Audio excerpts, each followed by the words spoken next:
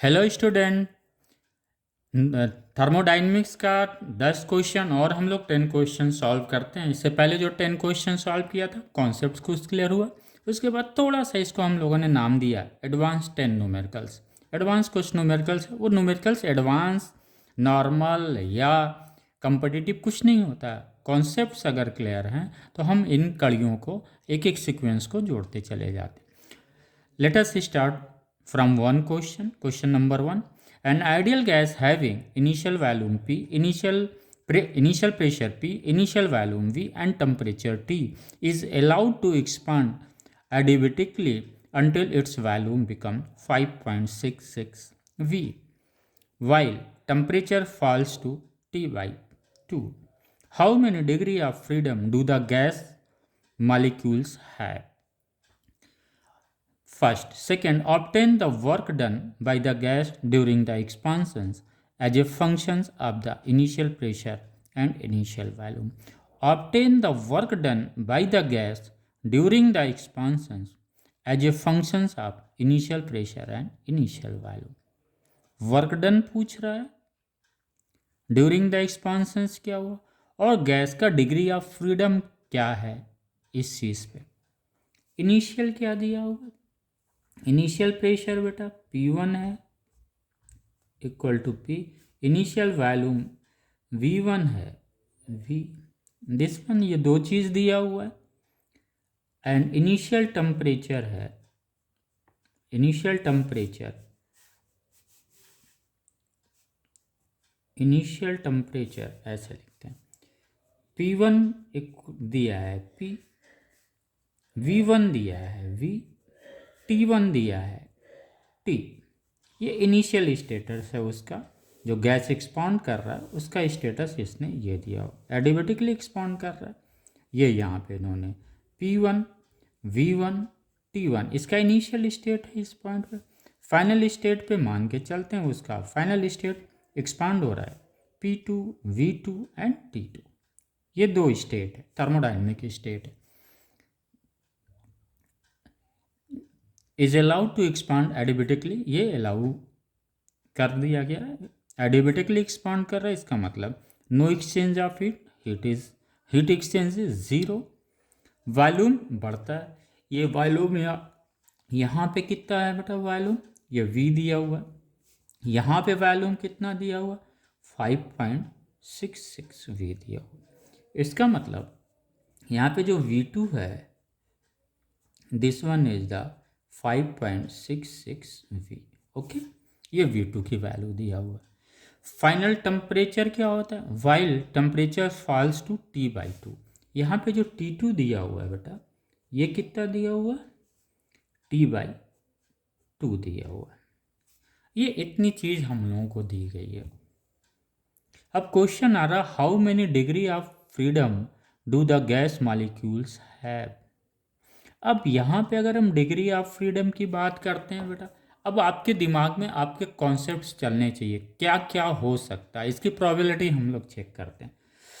इसका जो degree of freedom हम लोगों ने कहाँ पढ़ा हुआ था बेटा, एक चीज़ तो हमें समझ में आ रही है, डिग्री ऑफ फ्रीडम हम लोगों ने इसमें पढ़ा हुआ था CV इक्वल टू 1/2 FR, ये हम लोगों ने पढ़ा हुआ था, यही पढ़ा गया था, जिसके बेसिस पे हम लोगों ने CP की वैल्यू भी निकाल ली थी। और हमें क्या चाहिए बेटा, F चाहिए, डिग्री ऑफ फ्रीडम पूछ रहा ना, how many degree of freedom do the gas molecules have.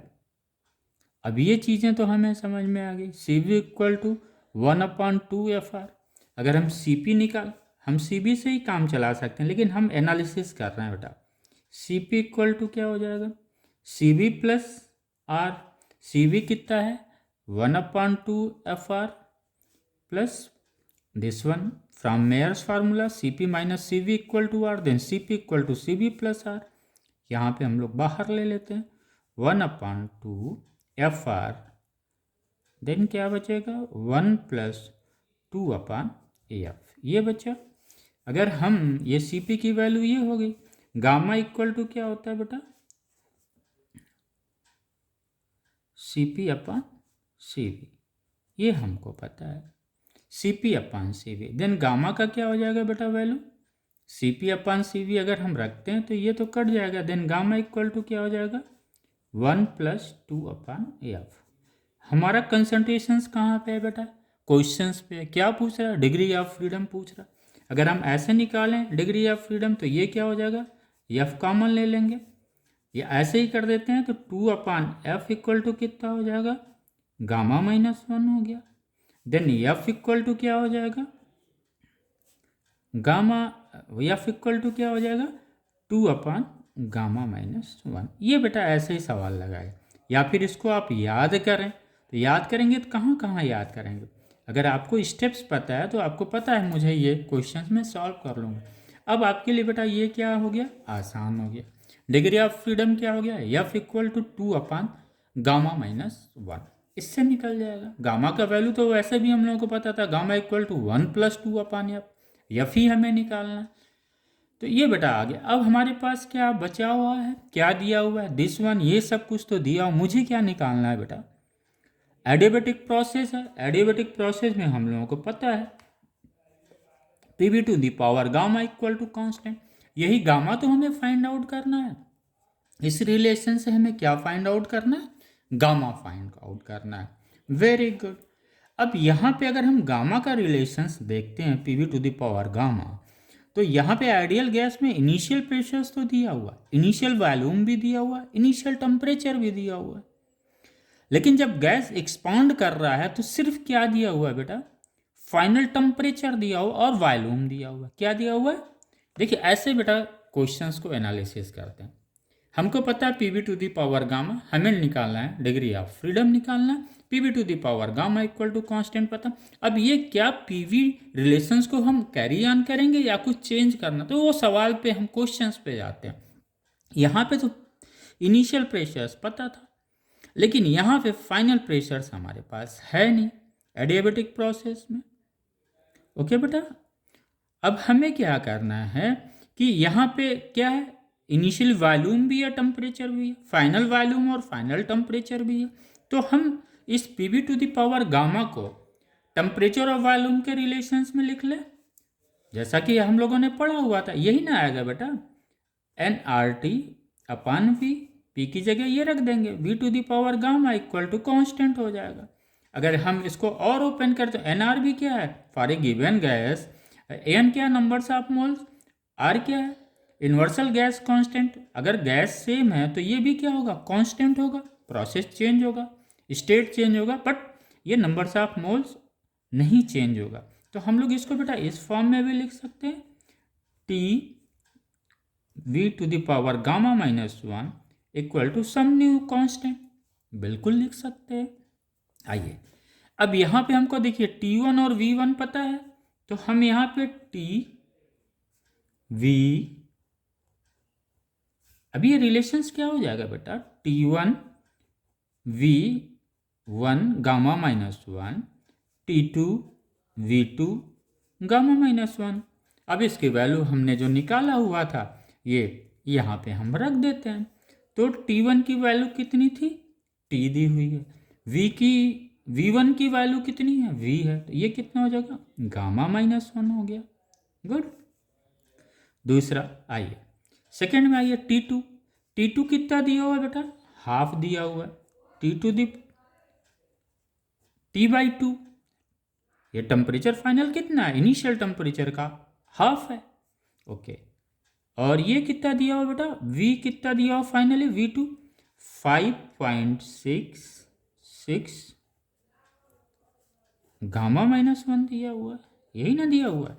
ये T से T कट गया बेटा। अगर हम यहाँ पे देखें तो हमें क्या रिलेशंस मिल रहा है, V⁴ गामा -1 ये है ही है। इसको अगर हम इधर लाते हैं और ये क्या V है, अगर इस V को भी हम इधर लाते हैं तो क्या हो जाएगा, V⁴ गामा -1 इक्वल टू क्या हो जाएगा बेटा, ये 5.66 पे है, इसको भी ले आते हैं, ये टोटल ये हो गया। दिस वन इज कितना हुआ, 1/2 हुआ, राइट। अब ये कैलकुलेशन है, सिंपल कैलकुलेशन, ये दिस वन कट गया, तो ये क्या बचा बेटा 5.66 to the power gamma minus one equal to 1/2। इसको हम लोग ऐसे भी लिख सकते हैं 5.66 to the power gamma minus one equal to half 1/2।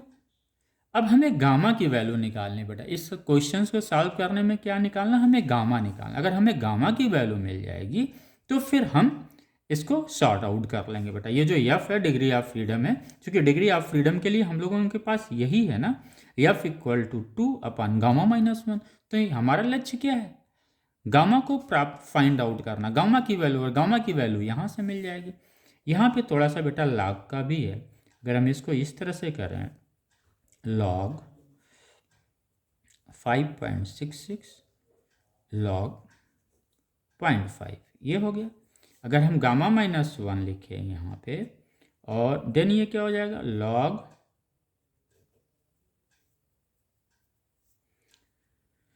यहाँ पे गया माइनस हुआ तो क्या हुआ 0.5 5.66 दिस वन। अगर इसकी वैल्यू निकालेंगे बेटा गामा की, तो हमें कुछ वैल्यू मिलेगा। वो वैल्यू कितनी होगी, इसको आप लॉग से निकाल लेंगे, एग्जाम में अगर आएगा तो इसकी वैल्यू दी रहेगी बेटा। तो इससे हमें क्या होगा, इसकी जो वैल्यू आएगी gamma, gamma equal to this value हो जाएगी, वो प्लस हो जाएगा बेटा। अगर इसकी वैल्यू हाफ है 0.5 है, इसको हाफ कर देते हैं बेटा, तो log 10 हो जाएगा। और log 10 की वैल्यू ए पे this one it will come near about some value, this is A 1, ये यहाँ पे आए, इसकी वैल्यू आ गई बेटा, और +1 आ गया, राइट। ये गामा माइनस वन इधर गया तो क्या आ गया, इसकी वैल्यू 1 आ गया। इसकी वैल्यू बेटा that will come near about 0 point something, इसकी वैल्यू आ जाएगी। ये वैल्यू जो गामा की यहाँ से आ गई बेटा, इसको हमने उठा के क्या रख दिया, यहाँ पे रख दिया। जब हमने यहाँ पे रख दिया एफ इक्वल टू 2/गामा माइनस वन, तो गामा की वैल्यू अगर हमने यहाँ पे रखा तो बेटा हमें डिग्री ऑफ फ्रीडम मिल जाएगा, राइट। अगर गामा की वैल्यू यहाँ से बेटा आती है 0.06 this one gamma minus 1 this that will come near about gamma minus 1, right, 0.6 that will come okay बेटा। गामा की वैल्यू हम निकालते हैं, गामा की वैल्यू हमने वहाँ पे उठा के रख दिया, आ गया गामा की वैल्यू। हम लोग देख लेते हैं इस लॉग की वैल्यू कितनी आती है, उसी पे वो गामा की वैल्यू निकल जाएगी। दिस लॉग की वैल्यू बेटा आती है समवेयर, इट इज़ ए 0.4 आता है, this value is coming 0.4, exam में आपको दिए रहेगा। ओके बेटा, अगर इस तरह के क्वेश्चंस आते हैं कॉम्पिटिटिव एग्जाम में तो ये दिया रहेगा। इसका log 2/log 5.66 की वैल्यू कितनी होगी 0.4, देन गामा इक्वल टू कितना हो जाएगा 0.4 + 1 इक्वल टू 1.4, यानी गामा की वैल्यू जब हमें बेटा मिल गई 1.4, और हमको पता है एफ इक्वल टू 2/गामा माइनस वन। अब हमने गामा की वैल्यू यहाँ पे रख दिया 1.4 - 1 that will come, it mean degree of freedom कितना हुआ गैस मालिक्यूल्स का 5 आ गया। ये इंपॉर्टेंट सवाल, ऐसे ही कंपटीशंस के न्यूमेरिकल्स को अप्रोच किया जाता है बेटा। ओके, आइए सेकेंड क्या पूछ रहा हूँ, obtain the work done by the gas during the expansion as a functions of the initial pressure and initial volume. इन्होंने क्या बोला, obtain the work done by the gas during the expansion as a function of the initial pressure and initial volume। आइए बेटा, हम लोगों ने जो work done adiabatic process में पढ़ा हुआ था, अगर यहाँ से एक्सपांड हो रहा है बेटा, और ये कोई टेम्परेचर T1 है, ये टेम्परेचर T1 है, हाई टेम्परेचर है वो, और एक्सपांड करने के बाद टेम्परेचर क्या होता है डाउन होता है, डाउन मतलब इंटरनल एनर्जी क्या होती है डिक्रीज करती है। तो उसका वर्क डन हम लोगों ने पढ़ा था NR 1 - गामा T2 - T1, ये हम लोगों ने पढ़ा था वर्क डन। यही तो हम लोगों ने वर्क डन पढ़ा था। बिल्कुल, जब हम लोगों ने यही वर्क डन पढ़ा था, क्लियर हो गया ये T2 माइनस T1, ये क्या हुआ, वर्क डन। ये वर्क कौन कर रहा है, work is done by the system कर रहा है। तो ये सवाल को इस तरह से वर्क डन से निकाल लेंगे। T2 हमको पता है, T2 की वैल्यू अगर हम लोग रखते हैं बेटा यहाँ पे, तो अभी हम लोगों ने क्या पढ़ा था, T V to the power minus gamma equal to constant, ये अभी हम लोगों ने पढ़ा हुआ था, यही पढ़ा गया था। चूंकि P V to the power gamma equal to constant, अगर हम V के फॉर्म में, अगर हम V को हटाएं T के फॉर्म में लाएं तो क्या हो जाएगा, V इक्वल टू क्या हो जाएगा बेटा, आर टी अपान पी, यही ना होगा, आर डी अपान पी। अगर हम इसको P और टेम्परेचर और वॉल्यूम के फॉर्म में लिखेंगे, प्रेशर और वॉल्यूम के फॉर्म में लिखेंगे, तो हमें फिर ये प्रोसेस अडॉप्ट करना रहेगा। हमको लग रहा है बेटा ये बहुत अच्छा सवाल था डिग्री ऑफ फ्रीडम के लिए। और उसका वर्क डन तो आपके पास नॉर्मल आपको पता ही है। यहाँ पे आपने इस फार्मूले से T2 की वैल्यू उठा के आपने T हाफ रख दिया है। T2 की वैल्यू कितनी हुई, NRDT 1 माइनस गामा, गामा की वैल्यू आपको पता है, गामा की वैल्यू आपको पता चल गया 1.4 है। गामा की वैल्यू हमेशा बेटा 1 से बड़ी होती है, राइट। गामा की वैल्यू हमेशा 1 से वैल्यू होती है। 1 माइनस गामा लिखने के पीछे ऑब्जेक्टिव वही है, जब आप सवाल लगाएंगे तो आपको साइन मिलता चला जाए। अगर work done by the system हो रहा है, if the work is done by the system हो रहा है, इसका मतलब वर्क डन किस में आएगा, पॉजिटिव में आएगा। If work is done on to the system हो रहा, कोई एक्सटर्नल सोर्स वर्क कर रहा, तो वर्क डन किस में आएगा, निगेटिव में आएगा। तो ये एडियाबेटिक प्रोसेस में बेटा ये हमने रखा वैल्यू T/2, तो आप देखें ये वर्क डन किस में आ रहा है, this one, minus minus cancel out हो गया। तो ये क्या है बेटा, NRT आया, और हम लोगों को पता है PV equal to NRT, ideal gas equation से ये हमने लगा। NRT की जगह हम लोगों ने क्या लिखा, PV लिख दिया। Then the work done in the form of, क्या पूछ रहा है, then find the work done in the function of the initial pressure and initial value. तो इनिशियल प्रेशर P था, इनिशियल वैल्यू B था, उसके फॉर्म में वर्क डन हमारा ये आ गया। ओके बेटा, फर्स्ट क्वेश्चन। सेकेंड पे आते हैं हम लोग, वेरी गुड। ये भी सेकेंड क्वेश्चन पे अच्छा हम लोगों का हीट इंजन से रिलेटेड है। जब भी हम सवाल लगाएं हमें ज़रूर ये रहे कि हमने क्या जाना है था। सवाल आता है, अगर हीट इंजन से आता है, सवाल कहीं से भी आता है, हमको ये देखना पड़ेगा कि हमने सीखा क्या है। आइए बेटा,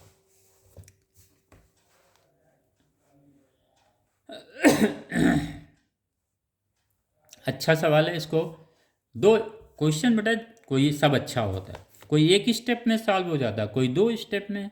हमें 2 स्टेप वाले पे विशेष ध्यान देना है।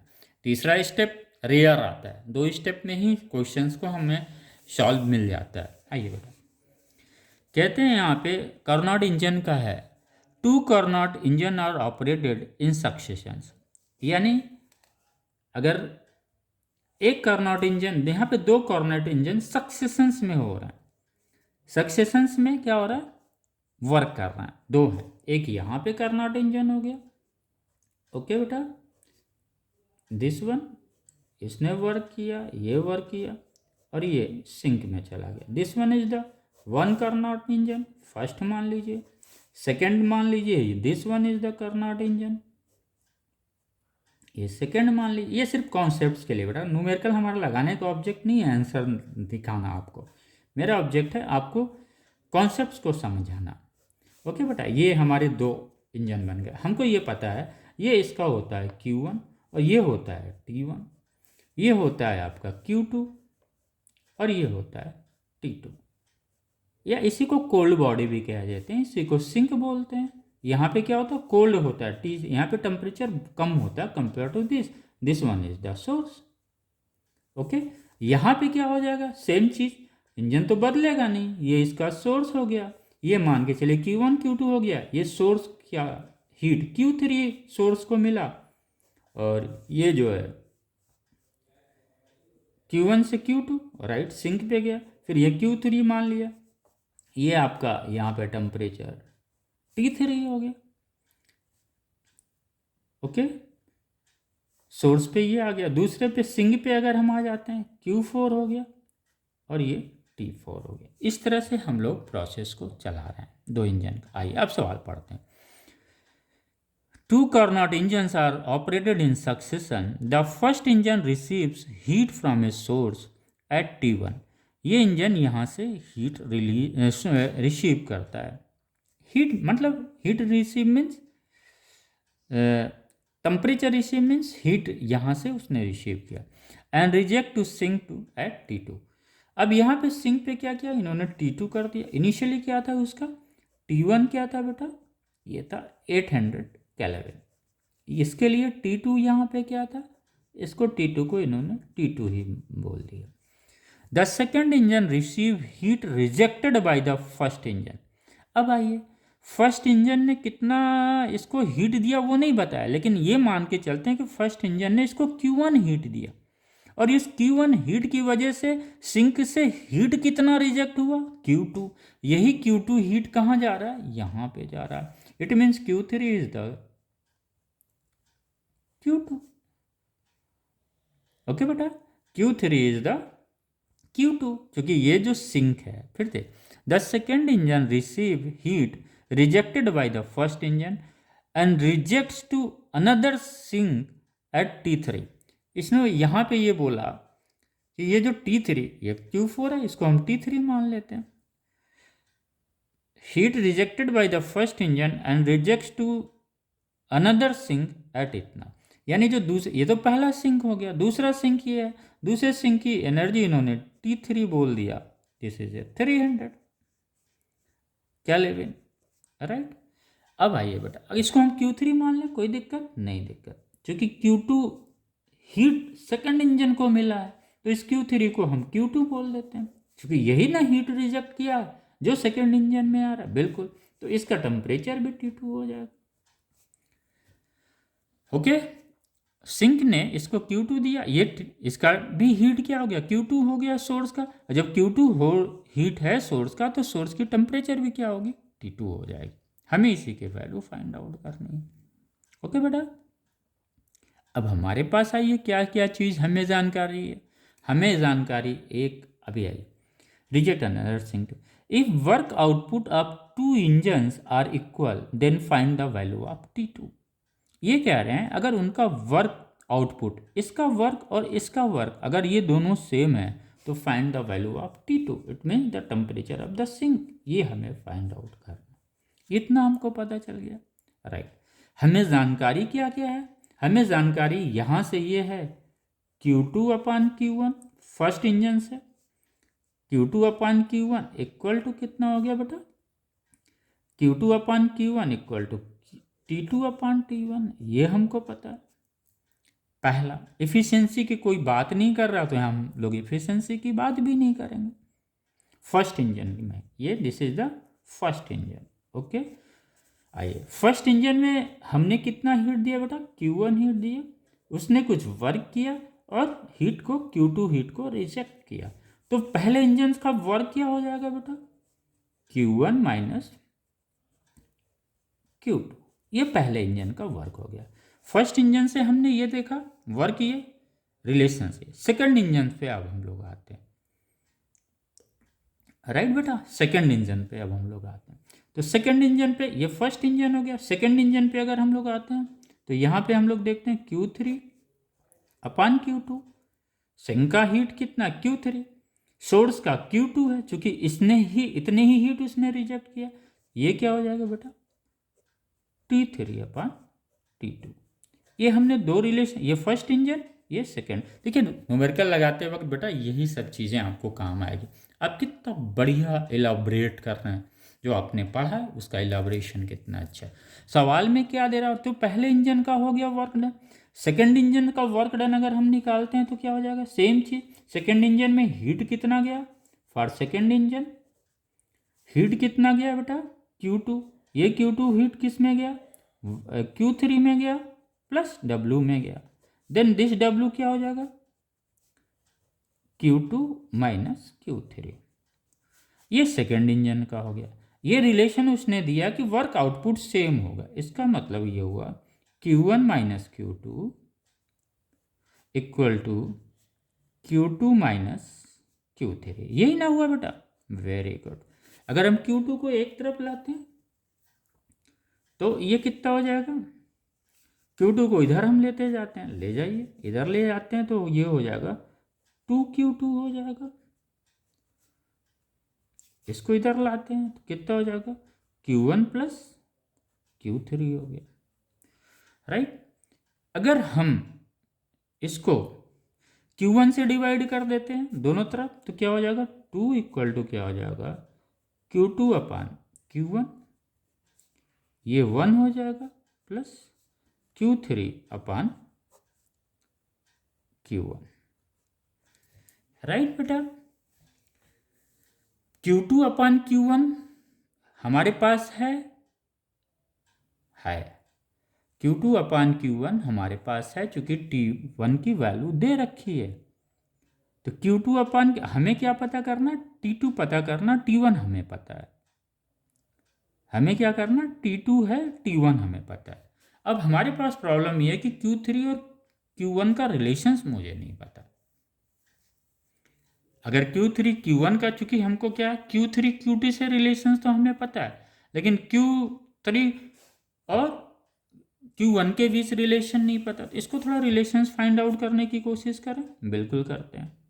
यहाँ पे क्या हमने पाया था बेटा, Q3 upon Q2 equal to क्या था बेटा, यहाँ पे T3 था, और ये क्या था, T3 अपान T2। ये तो हमें रिलेशंस पता था। अगर इसको हमें चूंकि क्या फाइंड आउट करना है बेटा, Q3 अपान Q1, ओके। अगर हम इसको, दिस रिलेशंस को इधर मल्टीप्लाई कर दें बेटा Q2 अपान Q1 से, और इधर भी मल्टीप्लाई कर देते हैं कितना, T2 अपान T1 से, चूंकि ये रिलेशंस हमको पता है, Q2 upon Q1 equal to T2 upon T1। Very good, करते हैं। तो ये Q2 से Q2 कट गया, दिस T2 से T2 कट गया, then finally we find the relations Q3 upon Q1 equal to T3 upon T1, right. हमें T3 दिया हुआ है, हमें T1 की वैल्यू भी पता है, T3 भी पता है, T1 भी पता है, तो T2 हम लोग निकाल लेंगे, बिल्कुल निकाल लेंगे। कैसे निकालेंगे बेटा, आइए यहीं से हम लोग समझते हैं। आइए, ये क्या था बेटा, 2Q2 upon Q1 equal to 1 plus Q3 upon Q1।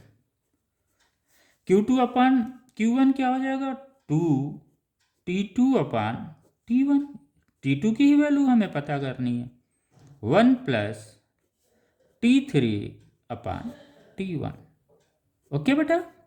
अब आइए, हमको पता है यहाँ पे क्वेश्चंस में हमको T1 दिया है बेटा, बिल्कुल दिया हुआ है, और हमें क्या मिला हुआ, T3 मिला हुआ, T1 भी हमारे पास है वैल्यू, T3 की भी वैल्यू हमारे पास है, तो हमें T2 मिल जाएगा, बिल्कुल मिल जाएगा बेटा, यही T2 होगा आपका, ओके। दिस T2 क्या हो जाएगा, अगर हम और इसको करें, दिस T2 क्या हो जाएगा, T1 को इधर हम ले जाते हैं, T1 को इधर ले जाएंगे तो दिस क्या बचेगा, ये T1 plus T3, okay. This one is the 2, ये क्या आ गया, T2 equal to T1 plus T3 अपान 2। आइए, सवाल में क्वेश्चन में क्या दिया हुआ है बेटा, इनिशियल टेम्परेचर कितना दिया हुआ है, 800 दिया हुआ है, राइट, ये 800 हो गया। ये वाला टेम्परेचर कितना, T3 कितना हम लोगों ने दिया हुआ है, यहाँ सिंक का दिया हुआ ना बेटा, 300 प्लस 300 अपान 2 करते हैं तो कितना आता है बेटा, T2 इक्वल टू हो जाएगा, देन T2 इक्वल टू 550 केल्विन। ये क्वेश्चन बेटा 2 स्टेप्स का था, बट हीट इंजन का बहुत कॉन्सेप्चुअल क्वेश्चन था। और जब भी इस तरह से सवाल आए, आप अपने बेसिक्स को ना छोड़ें, क्योंकि आपको पता है कार्नोट इंजन जब भी आता है या रिवर्सिबल इंजन जब भी आए, आपके दिमाग में सिर्फ 3 चीज़ रहता है। एक तो रहता है the ratio of the heat, जो Q2 अपान Q1 है, Q2 किसका है, सिंक का है, Q1 किसका है, सोर्स का है, ये क्या हो जाएगा इक्वल टू T2/T1। पहला रिलेशन इसको आप रखें। इफिशियंसी क्या होता है, ईटा इक्वल टू 1 - T2/T1, 2 हो गया। तीसरा कोई रिलेशंस कार्नोट इंजन में आपके पास नहीं है, राइट। तो ये चीज़ से आप निकाल लेते हैं। वर्क डन आपको पता है, जितना हीट सप्लाई करेंगे, हीट 2 पार्ट में यूज होगा, 1 Q2 हीट रिजेक्ट हो रहा है, W। यहाँ सवाल में क्या किया था, वर्क आउटपुट इक्वल कर दिया था, इसलिए हमने ये रिलेशन माने। यानी रिवर्स साइकिल इंजन या कार्नोट इंजन के जो दो रिलेशंस हैं Q2/Q1 एंड इफिशियंसी, ये that is important one. Okay बेटा, इस तरह से ये सवाल लग जाएंगे। Very good. आप चाहें तो इसको फाइनली जिस तरह से है थोड़ा सा क्लियर कट है। अगर आप स्टेप्स लिख, देखिए बेटा स्टेप्स लिखने के पीछे सिर्फ एक ही रहता है ना, कि आपके कॉन्सेप्ट्स क्लियर हो। बहुत सारी चीज़ें होती हैं, बोली जाती हैं, लेकिन वो क्लियर्स नहीं होता है। ओके, आइए बेटा क्वेश्चन नंबर 3 पे चलते हैं हम लोग। बिल्कुल चलते हैं, आइए इसको भी समझते हैं बेटा। क्वेश्चन बेटा हम जो ये फिजिक्स का सॉल्व कर रहे हैं, ये सिर्फ एक ही मकसद है, मैं कितना इलाबोरेट कर सकूं। अब आपको पता है कि जब मुझे कार्नोट इंजन या कोई भी रिवर्सिबल इंजन की बात आती है, तो जो मुझे इसमें मेन चीज़ है पढ़ना है, इफिशियंसी पढ़ना, 1 - T2/T1, जहाँ पे T2/T1 is equal to Q2/Q1। अब यहाँ पे आपको ध्यान रखना, ये जो Q2 है वो सिंक का हीट है, Q1 क्या है, सोर्स का हीट है। इससे पहले के सवाल में क्या किया ना, जो सिंक का हीट Q था, उसने Q2 था, उसने दूसरे कार्नोट इंजन को ट्रांसफर कर दिया था। तो जब हीट ट्रांसफर किया तो इसका भी टेम्परेचर क्या हो गया, जो दूसरा इंजन है उसका भी टेम्परेचर T2 हो गया। आइए क्वेश्चन नंबर 3 पे जाते हैं बेटा। 1 mole of monatomic gas is mixed with 3 moles of a diatomic gas. What is the molecular specific heat of the mixture of constant volume? एकदम सिंपल सा है जो हम लोगों ने पढ़ा है। 1 mole of monoatomic gas, N की वैल्यू कितनी है बेटा, 1 है। मोनोएटॉमिक गैस है तो पता है हमको F इक्वल टू कितना हो जाएगा, डिग्री ऑफ फ्रीडम कितना होता है मोनोएटॉमिक गैस का बेटा, 3 हो जाता है। यानी यहाँ पे clear, what is the molecular specific heat of the mixture of the constant volume. यहाँ पे स्पेसिफिक हीट पूछ रहा है बेटा। अभी इससे पहले हम लोगों ने जो 12 पॉइंट लिखा हुआ है बेटा, उसमें मिक्सचर्स का क्या होता है वो चीज़ें हम लोगों ने पढ़ा हुआ था। आइए एक बार फिर से हम इसी को प्रूव करने की कोशिश कर रहे हैं, समझाने की कोशिश कर रहे हैं। क्या कह रहा है, 1 mole of mono mix with 3 moles of A diatomic gas. ये बेटा कोई गैस है, 1 गैस है, राइट। ये कोई 1 गैस है जिसका नंबर्स ऑफ मोल्स कितना है, 1 है। ये गैस है, टेम्परेचर बेटा सेम रखा गया है। 1 mole of monoatomic gas is mix with 3 moles of A diatomic. ये तो मोनोएटॉमिक हो गया, मोनोएटॉमिक। डाइएटॉमिक में क्या था बेटा, यहाँ पे डाइएटॉमिक है, इसका एफ कितना था डाइएटॉमिक में, 5 था।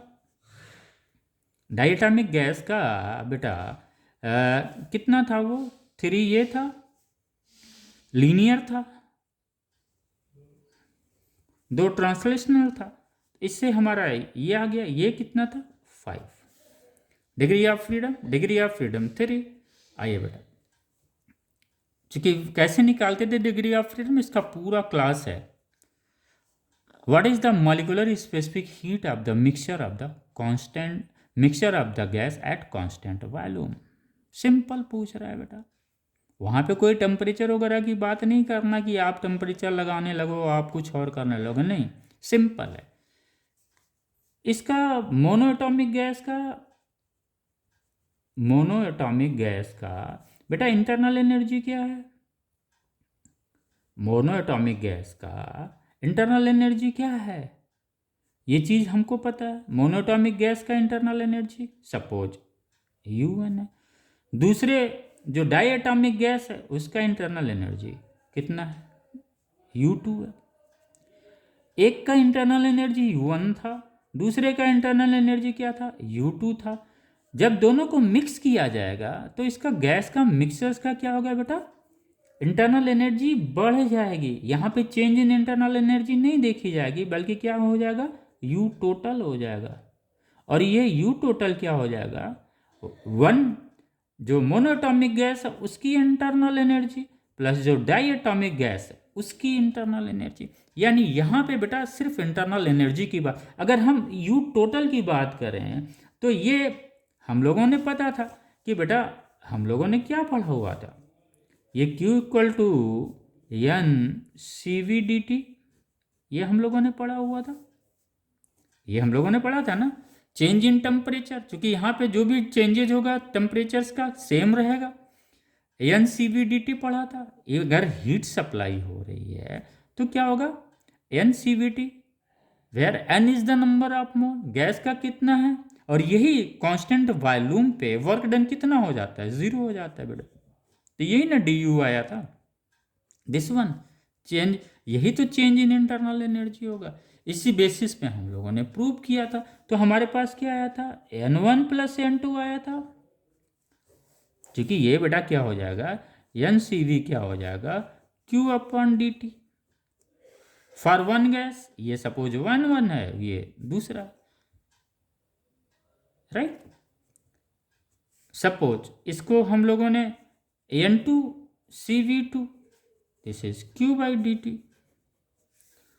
यहाँ पे भी क्या होगा, होल का भी क्या हो जाएगा, heat supply Q by D T. तो ये बेटा N1 प्लस N2, अगर CV है मिक्सर का, टोटल मिक्सचर का जो स्पेसिफिक हीट कांस्टेंट है वो CV है, तो that will be equal to N1 CV1 plus N CV2। Okay, value हम लोग रख देंगे, इजीली हमको मिल जाएगा बेटा, राइट। यहाँ पे बहुत अधिक एक्सेल, लेकिन जानकारी रखनी चाहिए बेटा।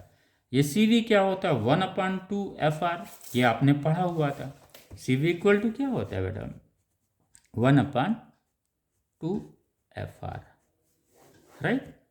अभी आपको FR देखना पड़ेगा बेटा क्या होता है, एक बार फिर से क्लियर कर देंगे अगर आप लोग कहें तो, ताकि जो डिग्री ऑफ फ्रीडम आया ना आपका कन्फ्यूजन क्लियर हो जाए। बेटा एक चीज़ हमेशा, आइए हम सवाल भी लगाते जा रहे हैं बेटा, समझाने की कोशिश भी कर रहे हैं। एक चीज़ आप हमेशा ध्यान रखिए, हम लोगों ने अभी पढ़ा है और 12 पॉइंट्स के ऊपर फिर से हम रिवाइज कर दे रहे हैं, उस सवाल में ही रिवाइज कर दें, थोड़ा लेंदी वीडियो होगा but you go through that one, then after that you will feel okay mind all the concepts theoretical as well as the numerical सब क्लियर हो। हम लोगों ने बेटा इक्विपार्टीशंस ऑफ एनर्जी पढ़ा हुआ था, उनका स्टेटमेंट क्या था कि the total kinetic energy of one molecule, उन्होंने आगे वन मॉलिक्यूल पे बोला था कि ये हाफ के टी, जहाँ पे के क्या है, बोल्ट्जमैन कांस्टेंट है, और ये टी क्या है, temperature of the gas molecule है। ओके, यहाँ पे इन्होंने इक्विपार्टीशंस ऑफ में यही निकाला था कि जो टोटल एवरेज काइनेटिक एनर्जी होती है बेटा वन मॉलिक्यूल, ओके, हम यहाँ पे वन मॉलिक्यूल लिखते हैं, तो total kinetic energy of one molecule जो होती है वो क्या होती है, हाफ के टी। ये बेटा एक्सपेरिमेंटल प्रूव्ड है, यहाँ इसका कोई प्रूव नहीं आपको मिलेगा। ओके, तो इसको आपको दिमाग में रखना है। ये किसके द्वारा कहा गया है, by the equipartitions of the energy. इन्होंने क्या बोला, वन मॉलिक्यूल्स का 1 डिग्री ऑफ फ्रीडम पे जो काइनेटिक एनर्जी होगी किसकी, आइडियल गैस की, वो हाफ के टी होगी। ओके, हमने मान लिया ये वन मॉलिक्यूल्स का। अगर totals numbers of molecules n है गैस में, क्या है, total numbers of molecules n है, तो एंड तो अगर n मॉलिक्यूल्स है तो उसका 1 डिग्री ऑफ फ्रीडम पे, क्योंकि ये भी क्या 1 डिग्री ऑफ फ्रीडम पे, देन काइनेटिक एनर्जी क्या हो जाएगा बेटा, हाफ n के टी हो जाएगा। किसका, ये जो n मॉलिक्यूल्स है ये किसका था, 1 मॉलिक्यूल्स का था। ये किसका है, टोटल मॉलिक्यूल्स, अगर numbers of total molecules n है तो काइनेटिक एनर्जी क्या हो जाएगी, हाफ n के टी हो जाएगी। और हमको पता है बेटा आइडियल गैस की जो काइनेटिक एनर्जी होती है वही तो इसकी इंटरनल एनर्जी होती है, बिल्कुल होती है। ये कॉन्सेप्ट क्लियर है। The kinetic energy of N ideal gas is the energy that is so called the internal energy of that gas. तो ये काइनेटिक एनर्जी क्या है बेटा, इंटरनल एनर्जी है। ये किस पे है, 1 डिग्री ऑफ पे है, 1 डिग्री ऑफ फ्रीडम पे। अगर total degree of freedom f हो तो बेटा फिर क्या हो जाएगी kinetic energy, half f n के टी। ओके, ये हमारी काइनेटिक एनर्जी हो गई। यही क्या हो गया, हमारा इंटरनल एनर्जी हो गया at the temperature T।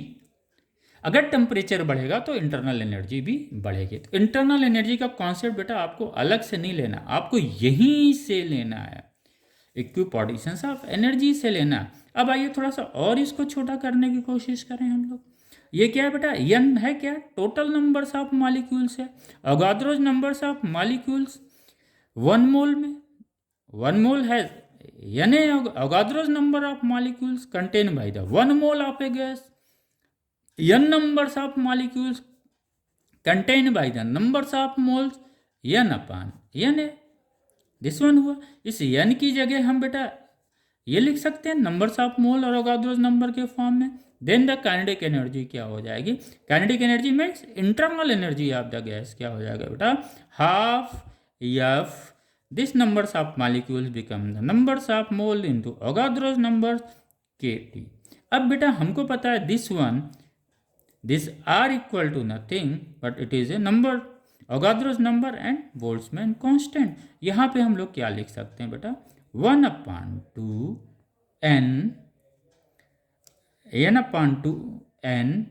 f r t। It means this is 1/2 f n r t।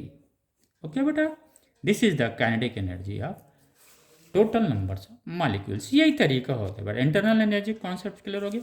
Anyway फिर हम लोगों ने न्यूमेरिकल बेटा सॉल्व कर लिया। दिस वन नथिंग, यहाँ पे आपने जो टोटल मिक्सचर होता है उसका निकाल लिया।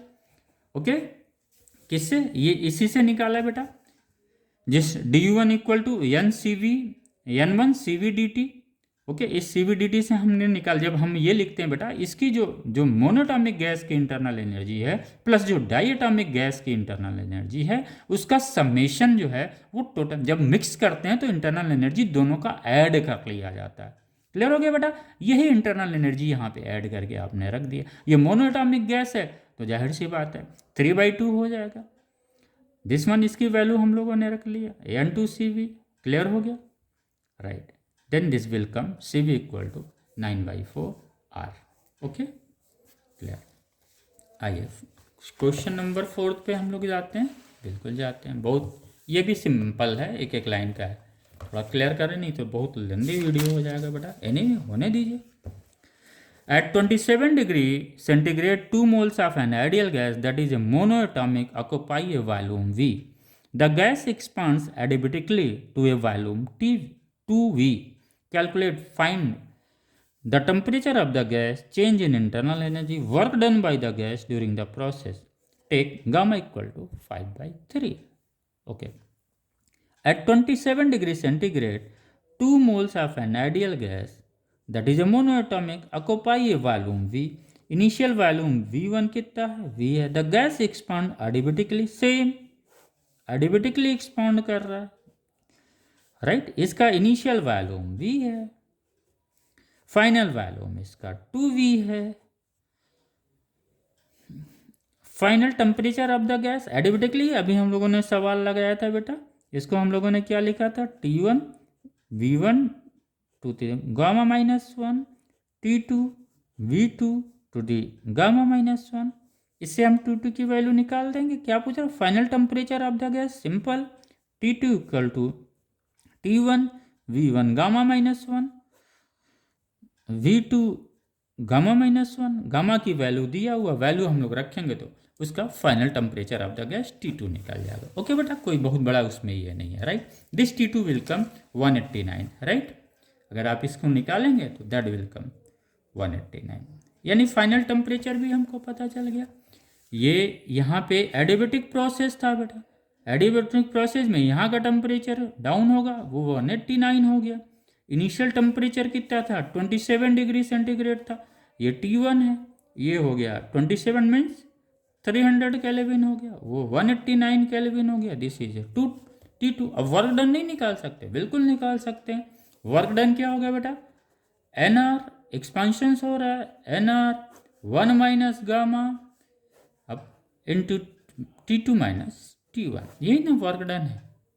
Final temperature into initial temperature, value रख देंगे, हमें इसकी वैल्यू मिल जाएगी। चेंज इन इंटरनल एनर्जी बेटा सेम, निकल जाएगा आपका, यही वर्क डन होगा। एडिबेटिक प्रोसेस में क्या होता है बेटा, Q इक्वल टू 0, देन Q इक्वल टू 0, तो then change in internal energy क्या होगा, दिस वन, जो वर्क डन हम निकालेंगे वही चेंज इन इंटरनल एनर्जी हो जाएगा।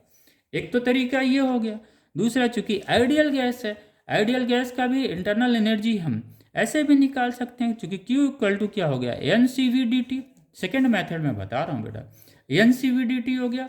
फॉर एडिबेटिक प्रोसेस में क्या होगा, Q equal to W, Q equal to क्या हो जाता है, 0 हो जाता है। और ये फिर NCV/dt किसके बराबर हो जाता है, इंटरनल एनर्जी के बराबर, that is a work done, NCV/dt। इससे भी निकाल सकते हैं बेटा। CV की वैल्यू हम लोगों ने पढ़ा था, CV की एक रिलेशन हम लोगों ने पढ़ा था, R/γ-1। ये रिलेशन बेटा 12 पॉइंट्स पे लिखे हुए हैं, इसको आप लोग बार बार याद करेंगे, यहाँ से भी निकल जाएगा।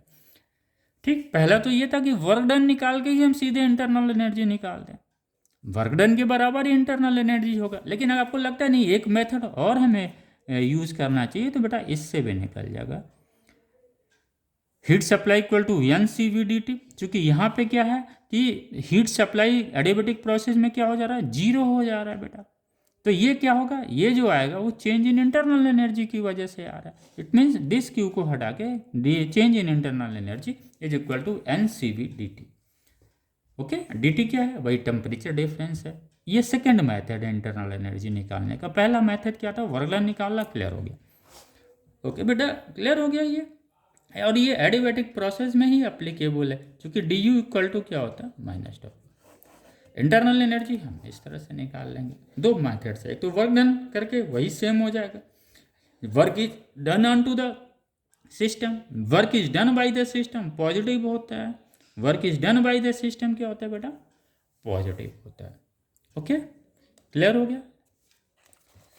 तो ये क्वेश्चन हमारा क्लियर हो गया, internal energy. Question number 4 very simple calculation है बेटा, ये कैलकुलेशन आप देख लें एक बार, ये सिंपल कैलकुलेशन है। स्टेप्स आप समझना चाहें तो समझ जाए, क्योंकि जो इसकी ये जो इंटरनल एनर्जी आएगी यही उसका वर्क डन हो जाएगा। इंटरनल एनर्जी निकालने का बेटा तरीका एक सिंपल है, यही वर्क डन पहले निकाल लीजिए, ये इसकी वैल्यू माइनस में हो जाएगी, वही इंटरनल एनर्जी हो जाएगा बेटा। क्योंकि जब भी टेम्परेचर फॉल होगा, फाइनल इंटरनल एनर्जी क्या होगी, कम होगी, इनिशियल इंटरनल एनर्जी क्या होगी, ज़्यादा होगी बेटा। जैसे यहाँ पे ये T1 है, यहाँ पे सपोज ये बेटा T1 है, यहाँ पे टेम्परेचर क्या हाई है। जब यहाँ पे टेम्परेचर हाई है तो इनिशियली इंटरनल एनर्जी क्या होगी, अधिक होगी। यहाँ पे टेम्परेचर 189 है, इनिशियल फाइनल इंटरनल एनर्जी क्या होगी, कम होगी। तो अगर हम du लिखेंगे तो u final minus u initial, तो इसकी वैल्यू किस में आएगी बेटा, नेगेटिव में आएगी। तो क्लियर हो गया, वर्क डन पॉजिटिव में आएगा since the work is done by the system हो रहा, but change in internal energy किस में आ गई बेटा, निगेटिव में आएगा, वैल्यू सेम रहेगा। क्लियर हो गया। सेकेंड मैथड ये है इंटरनल एनर्जी फाइंड आउट करने का। तो क्लियर हो गया। आइए क्वेश्चन नंबर 5 पे हम लोग आते हैं बेटा। इसमें भी कुछ नहीं है, बस बहुत लंबा लिखा हुआ, थोड़ी सी मैथमेटिक्स है, थोड़ा सा आपका स्प्रिंग कहा जाता है, F इक्वल टू KX जो हम लोगों ने पढ़ा था, where K is the spring constant. Simple यही है, सवाल बड़े लंबे आते हैं लेकिन पढ़ लिया जाए। चलिए, consider 1 mole of a perfect gas in a cylinder of unit cross section area equal to 1 दिया हुआ है, ये सिलेंडर दिया हुआ है, इसका एरिया क्या है, क्रॉस सेक्शन एरिया मतलब means this area. Okay, with a piston, piston इन्होंने अटैच, ये पिस्टन है पिस्टन अटैच कर दिया एज शोन इन फिगर। चलिए, ये फिगर इन्होंने दिखा दिया कि भैया मैं क्या क्या किया हूँ, एज शोन इन फिगर। क्या क्या वैल्यू दिया है, ए spring, okay shown in figure. अभी हम लोग फिगर भी देखते हैं, आगे आप क्वेश्चन पढ़ लेते हैं बेटा। In a cylinder cross with a piston attach as shown in figure, a spring, spring constant K is attach, unstretched length है बेटा, अभी अटैच किया गया, उसमें कोई खिंचाव नहीं है, there is no stretch in the spring. इसका मतलब स्प्रिंग रिलैक्स में है, इक्विलिब्रियम में to the piston and to the bottom of the cylinder. कहाँ अटैच किया था उन्होंने बता दिया, बॉटम पे किया था और पिस्टन पे किया था। Initially the spring is unstretched, बिल्कुल इन्होंने बोला कि स्प्रिंग अनस्ट्रेच है, मान लिया हमने, and the gas is in equilibrium. A certain amount of heat Q is supply to the gas causing an increase of volume from V0 to V। Volume को बढ़ाया गया है हीट दे के। क्या पूछ रहा है? What is the initial pressure of the system. आइए बेटा हम लोग समझते हैं। पहला क्या कह रहा है? Initially the spring is unstretched and the gas is in equilibrium. Initially क्या है बेटा? ये स्प्रिंग जो है जो लगा हुआ उसमें, ये क्या है? अनस्ट्रेच, रिलैक्स है वो। इसका मतलब जो इसका प्रेशर गैस का प्रेशर होगा वही तो बाहर भी प्रेशर होगा, एटमॉस्फेरिक प्रेशर होगा, क्योंकि कोई एक्स्ट्रा फोर्स नहीं लग रहा उस पर। नेट फोर्स जो गैस लगा रहा है और एटमॉस्फेयर के द्वारा लग रहा है बेटा, ये क्या है? दोनों न्यूट्रलाइज कर दे रहा है एक दूसरे को। तो force is applied by the gas on to the piston and the force is applied by the surrounding on to the piston. दोनों का क्या हो गया? क्योंकि एरिया तो सेम एरिया में लग रहा है, तो पी इक्वल टू बेटा क्या होता है? एफ अपान है, यही ना है। तो ये क्या हो गया? ये प्रेशर जो है बेटा, ये प्रेशर जो है जो सराउंडिंग का प्रेशर होगा, क्योंकि force acting on unit area. It means अगर एरिया 1 है तो पी इक्वल टू कितना हुआ? एफ। यानी ये और ये दोनों क्या है बेटा? अपोजिट डायरेक्शन में फोर्स हैं। तो हम कह सकते हैं कि उसने क्या पूछा? कितना प्रेशर है at certain amount of A heat, what is the initial pressure of the system. हाँ, हम इनिशियल प्रेशर्स की बात कर रहे हैं बेटा। Initial pressure of the system अगर हम बात करते हैं तो सिस्टम के अंदर के ही प्रेशर्स की हम बात करेंगे। तो चूंकि ये सिस्टम जो है जितना उसके अंदर प्रेशर्स होगा, अगर उतने उसके बाहर ही प्रेशर्स रहेगा तभी तो ये इक्विलिब्रियम में रहेगा। It means the pressure of the gas, हमेशा चीज़ ध्यान में रखिएगा बेटा। जो ये प्रेशर पूछ रहा है, प्रेशर इनसाइड द गैस, जो गैस प्रेशर अप्लाई कर रहा है उसके बारे में पूछ रहा है। क्योंकि गैस का जो प्रेशर अप्लाई कर रहा है और जो सराउंडिंग का प्रेशर है, ये दोनों क्या है? बराबर है। इसका मतलब जो गैस का प्रेशर होगा वो एटमॉस्फेरिक प्रेशर्स के बराबर होगा। First second, what is the final pressure of the system. V nought दिया हुआ है, final pressure of the system पूछ रहा है बेटा। आइए एक बार इसको यहाँ पे भी समझ ले। इनिशियल प्रेशर्स क्या है? पी इनिशियल क्या है बेटा? Atmospheric pressure. फाइनल प्रेशर्स क्या पूछ रहा है? अगर वो डिस्प्लेस होता है स्प्रिंग, दिस वन, अगर ये स्प्रिंग खिंचता है बेटा, अगर ये स्प्रिंग खिंचता है तो ये प्रेशर डालेगा, ये स्प्रिंग का भी प्रेशर होगा प्लस स्प्रिंग। फाइनल प्रेशर्स क्या हो जाएगा? इनिशियल प्रेशर्स हो जाएगा plus pressures of the spring plus pressures of the gas. ये हुआ ना बेटा। तो इस तरह से हम लोग इसको सॉल्व कर लेंगे, राइट। तो यहाँ पे क्लियर हो गया। क्योंकि यहाँ पे क्या था? एक कोई हीट दिया गया, हीट देने के बाद हमें इनिशियल प्रेशर्स पता था, इसको एक्स डिस्प्लेस हुआ। तो जब ये एक्स डिस्प्लेस हुआ तो जाहिर सी बात है कहीं ना कहीं फोर्स क्रिएट हुआ। अब ये स्प्रिंग क्या किया? चूँकि एक्स स्ट्रेच हो रहा है स्प्रिंग का, ये क्या हो रहा है? स्प्रिंग स्ट्रेच हो रही है। तो ये क्या करेगा? अगर ये एक्स स्ट्रेच हुआ है तो इसकी तरफ क्या लगाएगा? फोर्स लगाएगा, एफ इक्वल टू के एक्स। चूँकि यहाँ पे एरिया है तो ये फोर्स किस पे लग रहा है? एरिया पे लग रहा है। तो प्रेशर्स क्या हो जाएगा? के एक्स अपान एरिया। ये प्रेशर किसके द्वारा लगाया जा रहा है बेटा? स्प्रिंग के द्वारा लगाया जा रहा है। ओके, तो इसको हम लोग ऐसे सॉल्व कर लें, सॉल्व कर लिया जाए, राइट। तो ये हमारा हो गया, इनिशियली क्लियर हो गया क्या होगा प्रेशर्स। ओके, सेकंड में क्या पूछ रहा है? What is the final, second में ये क्वेश्चन तो सामने रख लीजिए बेटा। यस, आइए, what is the final pressure of the system. तो final pressure of the system क्या हो गया? इनिशियल प्रेशर्स है, फाइनल प्रेशर्स मान के चलिए पी एफ है, वो किसके बराबर है? इनिशियल प्रेशर गैस का कितना? P I. स्ट्रेच करने के बाद क्या हुआ? स्ट्रेच करने के बाद उस गैस ने क्या किया? उसने भी प्रेशर जनरेट किया। स्प्रिंग का प्रेशर फोर्स के एक्स होता है डिवाइडेड बाई एरिया के एक्स। तो ये बेटा, ये चूंकि क्रॉस सेक्शन एरिया ए दिया हुआ, इसका मतलब ये जो ए एक्स होगा चेंज इन वॉल्यूम क्या हो जाएगा? V. Initial volume, final volume V है, इनिशियल वॉल्यूम वी नॉट है। तो चूंकि एरिया क्या है बेटा? 1 है, और जब यहाँ पे ए है और ये एक्स गया तो चेंज इन वॉल्यूम तो इतने ही हुआ ना। Change in volume this one change in volume कितना हो गया? Final volume minus initial volume, A X equal to V minus V nought. A is the given 1, hence for the X कितना हो जाएगा? V minus V nought. इसको बेटा हम लोगों ने यहाँ पे रख दिया। ये ए 1 था, एरिया क्रॉस पिस्टन का क्या था, ए था, 1 दिया था, एक्स की value V minus V naught आ गई। Then final pressure P F equal to P A plus K in change in volume. तो ये बेटा इसका ये आ गया final pressure of the system आ गया। उस final pressure of the system से हम क्या निकाल सकते हैं बेटा, टेम्परेचर निकाल सकते हैं कि फाइनल टेम्परेचर क्या होगा। तो P F final volume V है अपन, और इससे हम ये निकाल लेंगे। पूछ रहा है using the first law of thermodynamics write the relations.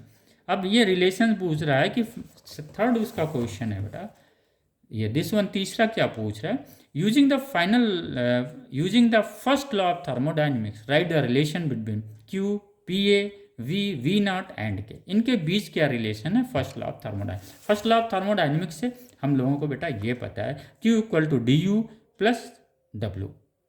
Okay, और हमको पता है डब्ल्यू क्या होगा बेटा, P into change in volume. Okay, P into change in volume. तो इससे हम लोग निकाल लिए, टेम्परेचर निकल गया। इंटरनल एनर्जी अगर हम निकालना चाहें बेटा तो इंटरनल एनर्जी भी निकल जाएगी, अदरवाइज आप ऐसे भी लिख सकते हैं। ओके, वर्क डन यहाँ पे क्या हो गया, डी यू हो गया, this one is the change in internal energy, यहाँ पे डी यू लिख सकते हैं या फिर N C V D T लिख के यहाँ पे डी वी यू की वैल्यू रखते हैं। ये बेटा पूरा वर्क डन है।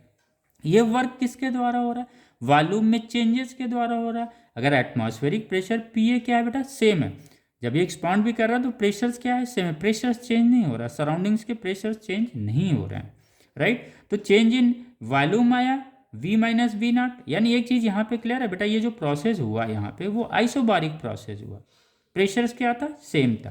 तो ये वर्क डन कहाँ से आया बेटा, ये वर्क डन आया किसके द्वारा, गैस के द्वारा। एंड दिस वर्क डन इस कहाँ से आया, स्प्रिंग का आया, क्योंकि हम लोगों ने स्प्रिंग में पढ़ा है। आइए थोड़ा सा स्प्रिंग का भी देख लेते हैं बेटा। हम लोगों ने स्प्रिंग में ये पढ़ा है, अगर ये सपोज है, अगर ये स्प्रिंग एक्स स्ट्रेच की है एक्स, तो यहाँ पे जो बेटा फोर्स लगेगा माइनस के एक्स होगा। अगर हम ये एफ कितना हुआ बेटा, माइनस के एक्स हो जाएगा। ओके, अगर हम थोड़ा सा डी एक्स और खींचते हैं तो वर्क डन कितना हो जाएगा, एफ इंटू डी एक्स हो जाएगा, के एक्स इंटू डी एक्स। इसी को तो हम लोगों ने इंटीग्रेट किया था बेटा, देन डब्ल्यू की वैल्यू आई थी half K X square, right. तो यहाँ पे x का जो क्वेश्चन में दिया हुआ x इक्वल टू कितना दिया हुआ, v माइनस वी नॉट, यही वैल्यू हम लोग यहाँ पे रख देते हैं, this one half K X square v minus V nought. Okay बेटा, नो इस तरह से सवाल आते हैं ना। क्वेश्चन नंबर 6 पे हम लोग जाते हैं, कोशिश कर रहा हूँ 10 क्वेश्चन आज लग जाए, ताकि आपको ये पोर्शन हमारा थर्मोडायनेमिक्स का क्लियर हो जाए। उसके बाद फिर हम लोग हीट ट्रांसफर की स्टडी करेंगे बेटा, और ऐसे ही सवाल लगाते चले जाएंगे, सबसे लास्ट में ही हम लोग क्वेश्चन पिक किया जाएगा। ओके बेटा, आइए एक स्प्रिंग का सेम सवाल है, इसको आप लोग सॉल्व कर लीजिएगा, कोई नया कॉन्सेप्ट नहीं है बेटा, सेम कॉन्सेप्ट है। यहाँ पे इन्होंने थोड़ा सा लंबा लिख दिया, N mole of a monatomic ideal gas, जिसका इंटरनल एनर्जी इन्होंने टेम्परेचर्स के फॉर्म में दिया। इंटरनल आइडियल गैस की इंटरनल एनर्जी हमेशा हमेशा हमेशा टेम्परेचर पे ही डिपेंड करती है। Okay, right, the internal energy of the ideal gas is only and only depend on to the temperature। n mole of a monatomic ideal gas, इसका internal energy किसी temperature T पे internal है। But देखिए बेटा, हम लोग क्या कहते हैं ना, change in internal energy, change in energy, ये दिमाग में हम लोग चलता रहता है। नहीं, टी टेम्परेचर पे भी, पर्टिकुलर टेम्परेचर भी उसकी इंटरनल एनर्जी होती है। अगर टेम्परेचर T2 कर देंगे इंटरनल एनर्जी चेंज होगा, तो जो इसमें चेंजेस माइनस करने पे जो आता है वो चेंज इन इंटरनल एनर्जी होती है। ओके बेटा, is enclose in an adiabatic. अब देखिए इस सवाल को पढ़ते वक्त हमें ये नहीं जानना चाहिए कि यार ये एडियाबैटिक प्रोसेस है, नहीं, ये क्या कह रहा है, ये कंटेनर है enclose in an adiabatic fixed vertical cylinder fitted with a smooth light adiabatic piston. यानी यहाँ पे जो भी सिलेंडर वगैरह है ये सब एडियाबैटिक है, पिस्टन भी एडियाबैटिक है, कोई हीट का एक्सचेंज नहीं हो रहा है, राइट। एडियाबैटिक मतलब no exchange of heat. The piston is connected to a vertical spring of a spring constant K as shown in figure. The area of cross sections of the cylinder is this one. Initially the spring is at its natural length and temperature of the gas is T Kelvin. The atmospheric pressure is PA Pascal. The gas is heated slowly for some time by means of an electric heater. ये बेटा देखो इन्होंने सवाल दिया था, इसमें gas दिया था, कोई इलेक्ट्रिक हीटर लगा दिया था। सेम कॉन्सेप्ट से हम लोग चलेंगे। The work done by the gas पूछ रहा है, the final temperature of the gas पूछ रहा है, the heat supplied by the heater पूछ रहा है। तो ये बेटा हम लोग स्टेप वाइज सेम जो पहला पिछला वाला सवाल था उसी तरह से हम लोग लगाएंगे। नेट फोर्स आगे आगे कैलकुलेट कर लेंगे, initial force plus final force ये सवाल को बेटा इस तरह से हम लोग सॉल्व कर लेंगे, राइट। फाइनल टेम्परेचर निकालने के लिए हमारे पास फाइनल प्रेशर सेम स्टेप्स था, initial pressure plus final pressures क्या होता है kx/a स्प्रिंग का निकाल लेंगे। यहाँ पे हमने वर्क डन निकाल लिया था बेटा, ओके। तो इंटरनल एनर्जी यहाँ पे दिया हुआ उसने U इनिशियल इतना दिया हुआ, टेम्परेचर T2 निकालने के बाद हमें क्या होगा फाइनल इंटरनल एनर्जी मिल जाएगी। तो इससे चेंज इन इंटरनल एनर्जी आ जाएगी, क्योंकि इंटरनल एनर्जी तो दिया हुआ है ना, U इक्वल टू 1.5 nRT दिया वो T टेम्परेचर पे दिया, लेकिन जब हम टेम्परेचर इंक्रीज करके T2 पे लाएंगे तो इसकी इंटरनल एनर्जी क्या होगी बेटा T2 पे कैलकुलेट करेंगे। यही du इक्वल टू यू, ये तीसरा सवाल है, चेंज इन इंटरनल एनर्जी पूछा था, तो ये लग जाएगा। Very good. आइए बेटा क्वेश्चन नंबर 7 पे जाते हैं। It is going to be long video, no problem, okay. आइए सिंपल सवाल है, इसको हम लोगों ने शॉर्ट वीडियो में भी लगाया हुआ बेटा, लेकिन आज फिर रिवाइज करते हैं हम लोग। क्वेश्चन नंबर 7, आइए। An insulated box containing an ideal gas of molar mass m, very good, right. ये क्या कह रहे हैं बेटा, an insulated box containing an ideal gas of molar mass m, 1 mole of gas का मास कितना दिया हुआ m। मोलर मास मतलब अगर n नंबर ऑफ मोल्स दिया होता, 1 मोल की जगह अगर n नंबर ऑफ मोल दिया होता तो इसका टोटल मास कितना हो जाता, इतना। Is moving with a uniform speed, बिल्कुल यूनिफॉर्म स्पीड से जब भी मूव करेगा तो कुछ ना कुछ तो काइनेटिक एनर्जी गैस मॉलिक्यूल्स की भी होगी, वो हो जाएगी हाफ mv²। टोटल मास कितना है nm है v²। ये बेटा हो गया उसकी काइनेटिक एनर्जी, जो इंसुलेटेड बॉक्स में गैस रखा हुआ है जो मूव कर रहा है v वेलोसिटी से, ओके। ये काइनेटिक एनर्जी। आगे क्या बोल रहा, the box is suddenly stopped, box अचानक रुक जाता है, सडनली स्टॉप हुआ। Find the consequent change in the temperature of the gas. अब ये पूछा उस गैस में टेम्परेचर का में कितनी changes I, this is the question. ये क्या कह रहे हैं कि उसके टेम्परेचर में कितनी चेंजेज आई। अब हमको पता है ऐसे सवाल्स को फाइंड आउट करने की, चेंज इन टेम्परेचर पूछ रहा है, फाइंड आउट करने के लिए हमको पता है the kinetic energy of the gas, हमें पता है kinetic energy of the gas, ideal gas का क्या होता है बेटा, वही इक्वल टू द उसका आपका इंटरनल एनर्जी हो जाता है, राइट। तो हम इसको लगा लें, ये काइनेटिक एनर्जी क्या हुआ half n m v² into change in internal energy du equal to volume same है बेटा, गैस का वॉल्यूम तो सेम है ना, तो हम ये लगा सकते हैं n cv dt। और ये क्या पूछ रहा है n cv dt लगा सकते हैं क्योंकि volume of the gas is same. Then change in internal energy, यही चेंज इन जो काइनेटिक एनर्जी बेटा उस गैस की थी due to the uniform velocity भी, ये काइनेटिक एनर्जी किस में बदल जा रही है, गैस के इंटरनल एनर्जी में कन्वर्ट हो जा रही है, राइट। तो ये कन्वर्ट होकर चेंज कितना किया इसको n cv dt, राइट बेटा। दिस वन कट गया। cv की वैल्यू हमको पता है बेटा, cv की वैल्यू रख देंगे। हमें क्या पता करना था, चेंज इन टेम्परेचर पता करना था, क्लियर हो गया।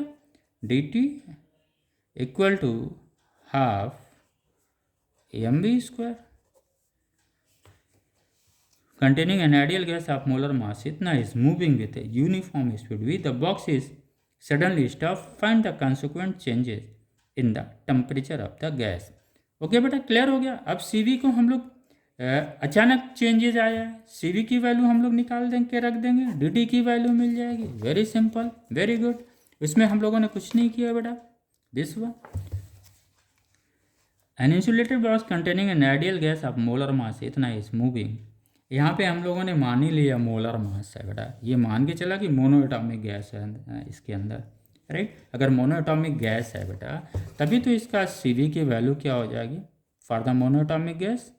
cv की वैल्यू हम लोगों ने क्या पढ़ा था 1/F R, right. For monoatomic gas कितना हो जाता है, F कितना होता है 3, then CV equal to 3/2R। Okay, तो ये बेटा मोनोएटॉमिक गैस भरा हुआ है, देन इसकी वैल्यू 3/2R है। अगर ये डाई एटॉमिक होता देन इसकी वैल्यू चेंज हो जाती है, राइट। तो इस सवाल में ये भी देखना कि ये क्या दिया, मोनोएटॉमिक दिया है या डाई एटॉमिक दिया है। ओके बेटा, आइए एक बहुत सिंपल सवाल है, ग्राफ का सवाल है, इसको आप लोग लगा लेंगे। दिया a cycle followed by an engine. Clear हो गया बेटा, ये जो हमारा चेंज इन इंटरनल एनर्जी है, ये हम जो CV की वैल्यू लिख रहे हैं किस पे, मोनोएटॉमिक। इसमें गैस दे सकता है क्वेश्चंस को चेंज करने के लिए, डाई एटॉमिक भी डाल सकता है और ट्राई एटॉमिक भी डाल सकता है, राइट। तो यहाँ पे कॉसेस रखिएगा। CV की वैल्यू हमको पता है 1/2FR। F is the degree of number of degree of freedom. A cycle followed by an engine is shown in figure. Find heat exchange by engine with the surroundings for each section of the cycle. CV equal to 3/2/R। CV की value 3/2R का मतलब देने का मतलब क्या हो, gas is monoatomic, right. Question क्या था, आइए बेटा इसको हम लोग सिंपल समझ लेते हैं। ये पूछते हैं कि find heat exchange by the engine, heat का कितना एक्सचेंज हो रहा है इंजन में, आप वो बताइए। आइए A to B कह रहे हैं, वो ये कह रहे हैं A to B। A to B में बेटा क्या हो रहा है, A to B में वॉल्यूम तो कांस्टेंट है, इसका मतलब वर्क डन क्या हो गया, 0 हो गया।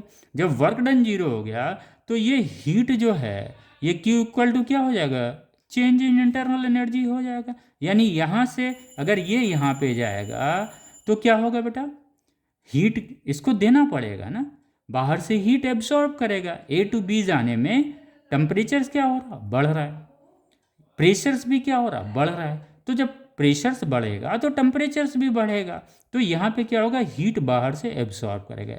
हेंसफोर्थ from A to B heat absorb from the surroundings, यानी ये सिस्टम हीट गेन कर रहा है, राइट।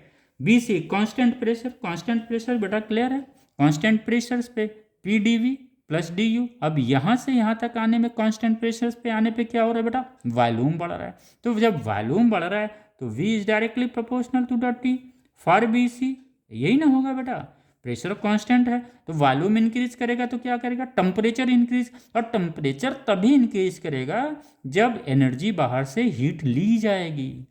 इसका मतलब BC में भी क्या हुआ, हीट लिया जा रहा है सराउंडिंग से। क्लियर हो गया बेटा।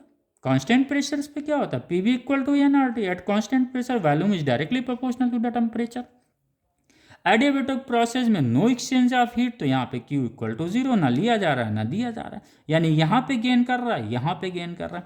D to C पे, D to A पे आइए बेटा, जब यहाँ पे वॉल्यूम प्रेशर क्या है, कांस्टेंट है, प्रेशर कांस्टेंट है, वॉल्यूम डिक्रीज कर रहा है तो क्या हो रहा है, टेम्परेचर डिक्रीज। और टेम्परेचर तभी डिक्रीज करेगा जब वो हीट को रिलीज करेगा, यानी यहाँ पे यहाँ हीट गेन हुआ, D to A heat release हुआ। That is all about the answers of the question. Okay beta, now very simple, we have gone through this one several times। एक last है question number 9। Question number, एक gas, ये बेटा यहाँ पे रखते हैं हम लोग बच्चों, वेरी गुड। आइए, a gas expand such a way that PV square equal to constant. मान लिया PV square equal to constant with the gas such a way that PV square equal to constant, will the gas cool or get heated on expansion। अब बेटा ये पूछ रहा है कि इसका टेम्परेचर डाउन होगा कि बढ़ेगा, आप ये मुझे बता दो। हमने कहा बिल्कुल बताऊंगा आपको। अब हम जानते क्या हैं, एक तो एक ही चीज़ जानते हैं, gas expand such a way PV square equal to के जानते हो, बाकी हमें कुछ पता नहीं है। तो इसने इक्वेशन में दिया, इसको PV to the power n भी कर सकता है बेटा, ओके, कोई भी पावर्स दे सकता है, लेकिन आपके कॉन्सेप्ट वही होने चाहिए जो आप जानते हैं। प्रेशर्स क्या होता है बेटा, nRT अपॉन V, यही ना होता है, nRT अपॉन V। हमने यहाँ पे क्या किया, ये this one is the PV square equal to constant हो गया। अब आइए बेटा, यहाँ पे हमने क्या पढ़ा, एट कांस्टेंट टेम्परेचर क्या हो जाएगा, PV इक्वल टू nRT, यही ना हम लोगों ने पढ़ा बेटा। अगर temperature constant, a gas is expand in such a way that PV square equal to constant, the gas cool are इतना। अब ये टेम्परेचर पर डिपेंड करता है कि ये गैस कूल टेम्परेचर बढ़ेगा या उसका घटेगा। हाँ, इसने तो हमें दे दिया PV to the power 2 equal to constant. इसको हम लोग बेटा ऐसे लगा लेते हैं, ये v की वैल्यू यहाँ पे p की वैल्यू क्या हो जाएगी बेटा, k अपान वी स्क्वायर। हम इसी को लेके चलते हैं बेटा, इसी को हम अभी इसको छोड़ के इसको लेके चल रहे हैं। तो यहाँ पे p इक्वल टू कितना हो गया कि जो क्वेश्चन दिया V square, p equal to k upon V square बिल्कुल दिया हुआ है, into V equal to constant. अगर ये v यहाँ से चला जाए, हाँ बेटा P V equal to n R T, right, P V equal to n R T. P की वैल्यू हमने यहाँ पे रख दिया, v की वैल्यू यही है, यहाँ पे एन आर कॉन्स्टेंट और ये क्या हो गया बेटा t है। अगर हम इधर ले आते हैं तो ये क्या हो जाएगा, ये v से v कट गया बेटा, ये v इंटू टी हो जाएगा। This one is the some constant, n R क्या है, कॉन्स्टेंट है। तो ये क्या होगा, 1 upon V T into constant हो गया, सम कॉन्स्टेंट मान लेते हैं। ओके, देन क्या हो जाएगा, v into T equal to some constant k dash, then we can say t is inversely proportional to 1 upon v। ऐसे सवाल को बेटा ऐसे ही लगाते हैं, क्वेश्चन दिया हुआ यहाँ पे पावर्स कुछ भी दे सकता है, तो हम इस तरह से इसको शॉर्ट आउट कर लेंगे।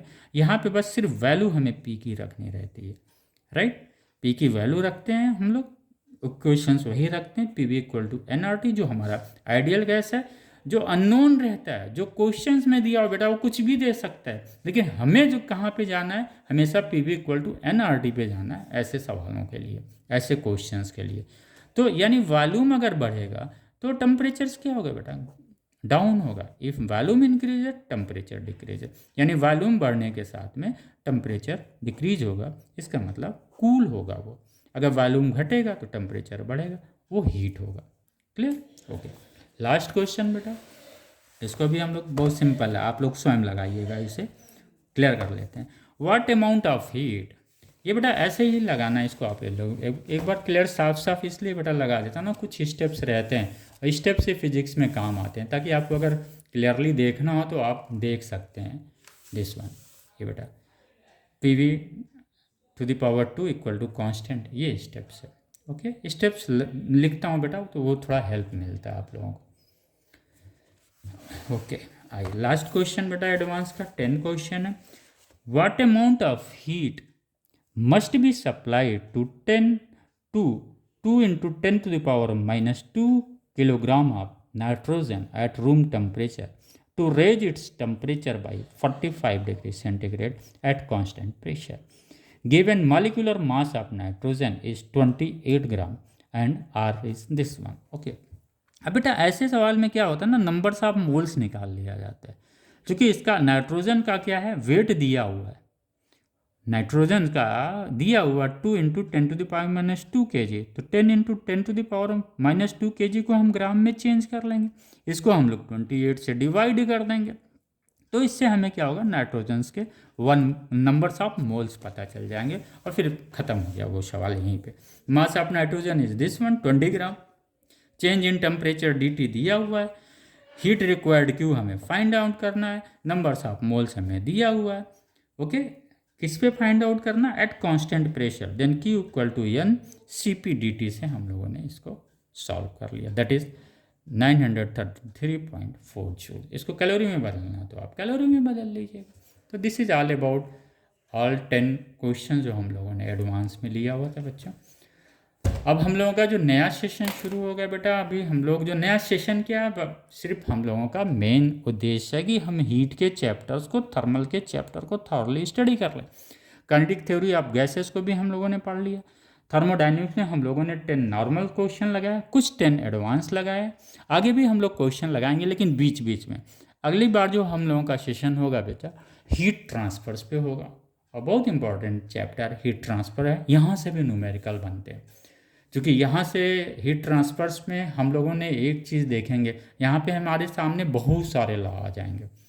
पहला लॉ आ जाएगा न्यूटन्स लॉ ऑफ कूलिंग आ जाएगा, स्टीफन बोल्ट्जमैन कांस्टेंट आ जाएगा, किरचॉफ्स लॉ भी हमें देखना है। तो ऑल गेट टुगेदर बेटा, हीट ट्रांसफर्स में हमें लॉ को फेस करना है, वीन्स डिस्प्लेसमेंट लॉ देखना है, यानी बेटा Kirchhoff's law, Stefan Boltzmann law, Newton's law of cooling, ये 3 हो गए। Wien's displacement law. छोटे से टॉपिक हीट ट्रांसफर्स पे मुझे 4 लॉज के तहत जाना है। इसका मतलब बहुत ही कॉन्सेप्चुअल है और यहाँ से न्यूमेरिकल्स आते हैं। जो लॉ होते हैं ना बेटा, मैक्सिमम आप देखें अगर लॉ के कॉन्सेप्ट्स क्लियर हैं तो 40-50% क्वेश्चन आपके निकल जाते हैं, आप बड़े इजीली सॉल्व कर लेते हैं। इसलिए heat transfer, why it is heat transfer is important, क्योंकि यहाँ पे अब हम लोग 4 लॉज को टैकल करने जा रहे हैं। ओके बेटा, थैंक यू। आप लोग एंजॉय करके हमेशा पढ़ाई करिए, और जब भी हो कोई चीज़ ऐसे ही सिंपल तरीके से नहीं समझ में आता आप फिर प्रूव करना शुरू कर दो। ओके बेटा बच्चों, मुझे उम्मीद है आप सभी लोग एंजॉय कर रहे होंगे और अपनी पढ़ाई को बहुत अच्छी तरीके से कर रहे होंगे। और जब भी पढ़ाई करिए अपने आप को मेंटली कूल रखिए। ओके, थैंक यू बच्चों।